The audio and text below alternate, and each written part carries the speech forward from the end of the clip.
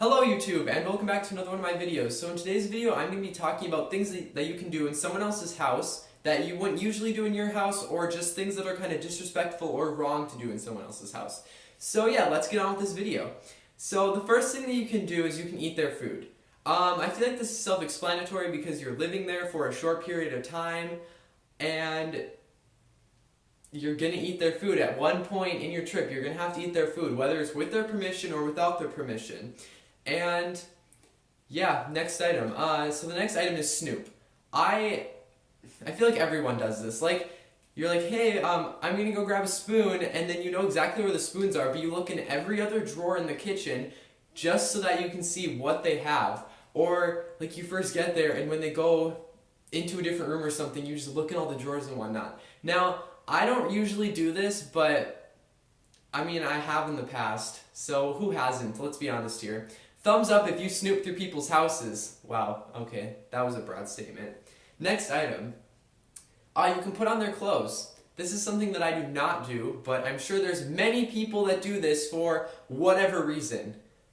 I don't do this though. Like, why would you put on someone else's clothes?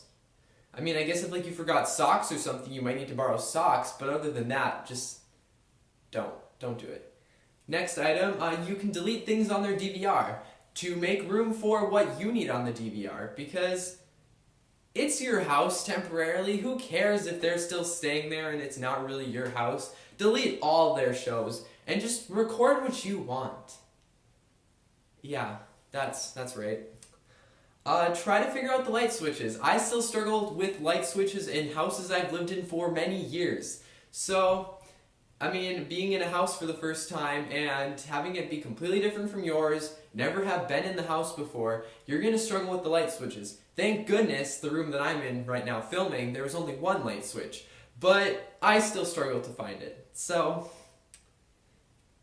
I'm right. You know I'm right. Like, exactly. The next thing would be, oh, where's a plugin? You can't find plugins. You can never find plugins. Or if you do, there's something wrong with that plugin and you didn't previously know it, and then your phone starts dying. And you've probably traveled to this person's house. I'm going to set this down now. You've probably traveled to this person's house, so your phone's already almost dead, and now you're looking for a charger and panicking, and you can't see because you don't know where the light switches are.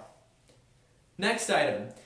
You can also try to figure out their TV remote. And this is a large struggle because when you're trying to go through all the channels and whatnot, it's probably a different TV provider than you have, and you don't know how to work their remote, and you don't want to wreck anything. Because everyone knows that if you press like one wrong button on a remote, somehow it takes you to this parallel universe and you have to call the company and somehow they fix it. So, you try to avoid that, and it's almost inevitable. You're gonna wreck someone's TV. You're gonna wreck their remote, and you're probably gonna lose their remote because, again, you don't know where the light switches are.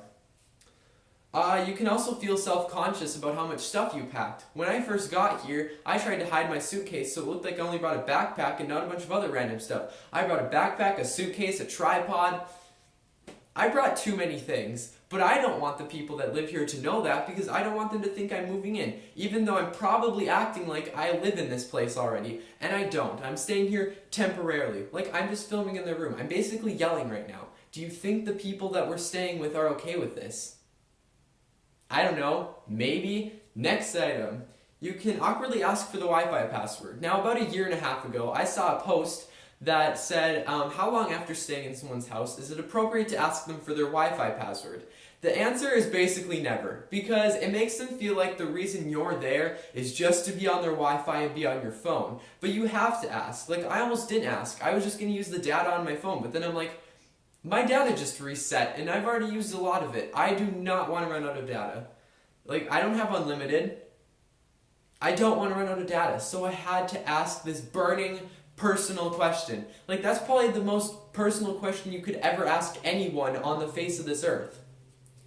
Now, the next thing that you do would be yelling. You try not to yell in their house, but it just happens because you're probably on a trip in their house, or not a trip in their house. You're probably on a trip when you're staying with them, as I stated earlier, and you're just excited to be on this trip. You're a whole different person. You're pumped.